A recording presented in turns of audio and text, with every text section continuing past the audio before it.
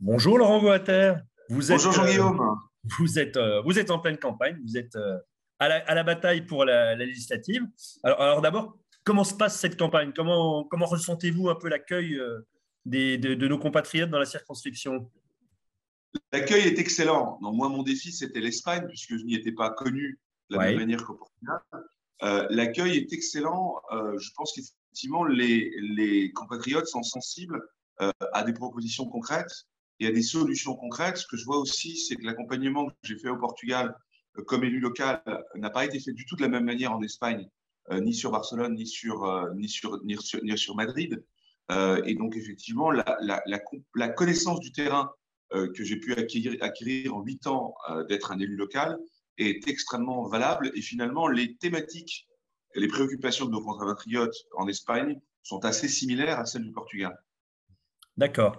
Donc, vous êtes plutôt content de votre campagne. Maintenant, qu'en est-il? Est-ce que vous pouvez nous rappeler un petit peu le calendrier? On arrive à la fin de la campagne, enfin, on arrive tout proche du vote pour le premier tour.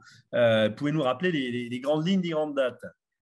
Alors, vendredi, à 11 heures du Portugal, midi heure de Paris, commence le vote électronique.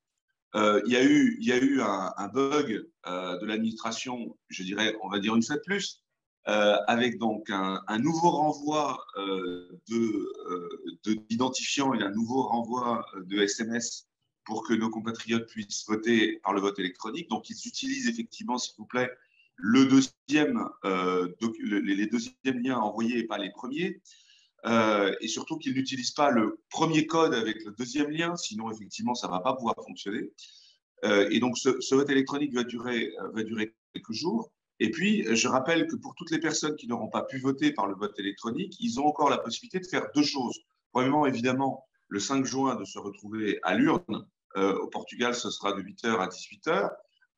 Et puis, ils peuvent encore, Dans les endroits habituels, hein, dans les endroits habituels, donc c'est l'ambassade de effectivement France. notre ambassade à Lisbonne, l'Avenida Business Center à Faro et le lycée français à Porto en ce qui concerne le Portugal.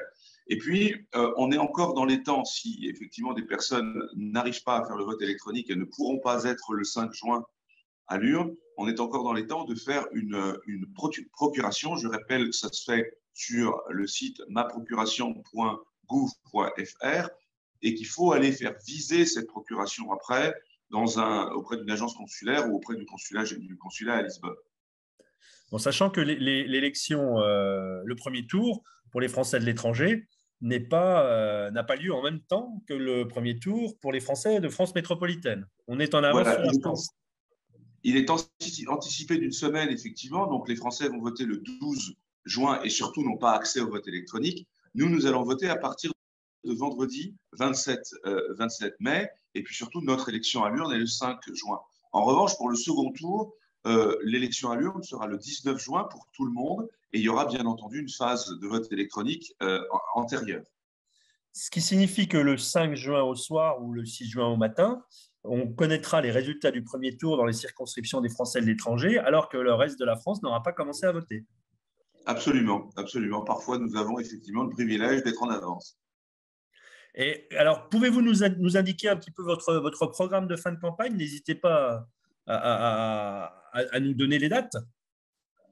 Alors effectivement, jeudi à 18h30, je vais être à Lisbonne.